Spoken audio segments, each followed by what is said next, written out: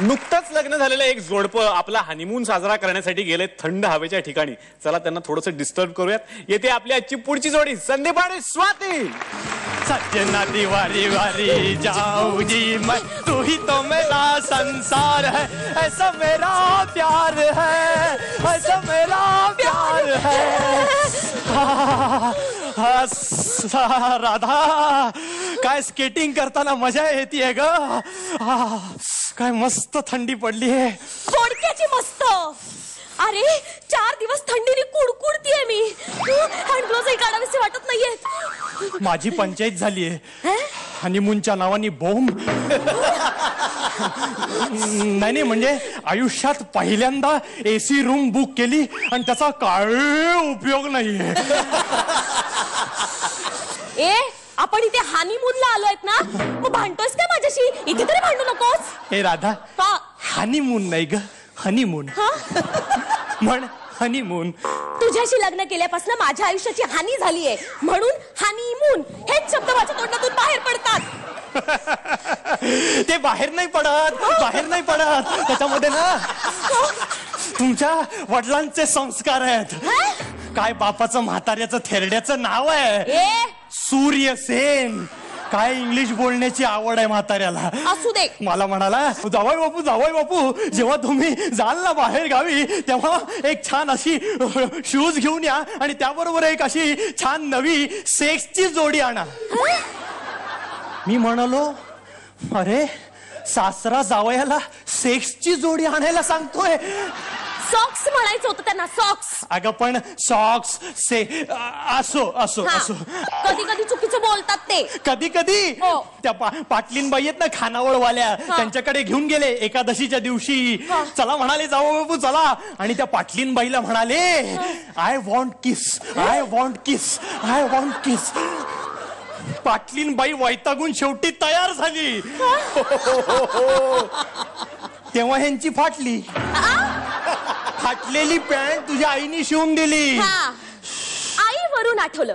आता माझा एक निरोप तुझ्या आईला दे. म्हणो, सारखी रात्रभर घोरत असतेस कर्कश आवाजामध्ये. त्याचा आवाज सगळा त्या पार चौकात जातो. माणसाला त्रास होतो म्हणो, माणसांना. हे माझी आई छान आहे ग, फार गोड आहे ग माझी आई. आनंद झालाय, काय उल्हास आहे चेहऱ्यावर. 4 दिवस मी तुझ्या बरोबर इथे, पण एकदाही तुझ्या चेहऱ्यावर मला आनंद दिसला नाही. पण आईचं नाव काढलं लगेच चानी की म्हणजे आई हे अगं तसं नाही ग, म्हणजे एकटी प्रवास करत येणार आहे. खरं तर ना काल रात्रीच इथे येणार होती, पण कसं काय नाही मला काय. तुझी आई इथे येणार होती? हो. आपल्या हनीमूनला तुझी आई इथे येणार होती? हो.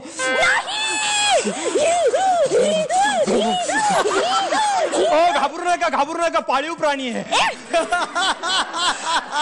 आणि तुझे बाबा आहेत ना, तुझ्या बाबांना एकदाच सांग, म्हणावं जावई चांगला मिळाला आहे, जरा नीट वागा. आणि माझी आई येणार आहे. माझ्या आईला सांगितलेलं मी की आई अजिबात काळजी करू नकोस. अगं इथे जो गटांगळे महाराजाचा मठ आहे ना, गटांगळे महाराज म्हणे.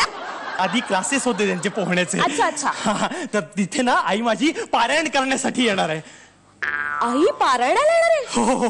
मग काय तू आईला सांगितलंच अशी? काय काय काय काय आई तू दुसरी रूम घेऊच नकोस, आमच्याच रूम मध्ये राहा. करेक्ट. मी आईला हेच म्हणालो, ए आई तू अजिबात दुसरीकडे जायचं नाही. मी तुझ्यासाठी एसी रूम केलेली आहे. सर्व भक्तगणांना घेऊन आमच्याच रूम मध्ये ये. अगं म्हणून तर मी एसी डिलक्स एवढी मोठी रूम बुक केली आहे. तरीच मी म्हणत होते, राधे तुझ्यासाठी हा कंजूस माणूस कसं काय एसी रूम बुक करेल? येताना ना तुझ्या आईला ना पाळणा घेऊन यायला सांग. म्हणो ह्या बाळाला पाळण्यात ठेवा आणि मग पाळणा म्हणा, बाळा जो जो रे, बाळा जो जो रे. अगं किती चिडतीयस ग, किती वाचा वाचा वाचा वाचा बोलत असतेस, कचा कचा कचा कचा खात असतेस आणि स्वयंपाकाच्या नावाने बॉम्ब. तुझ्या आईसारखी टॉन नको मारूस मला.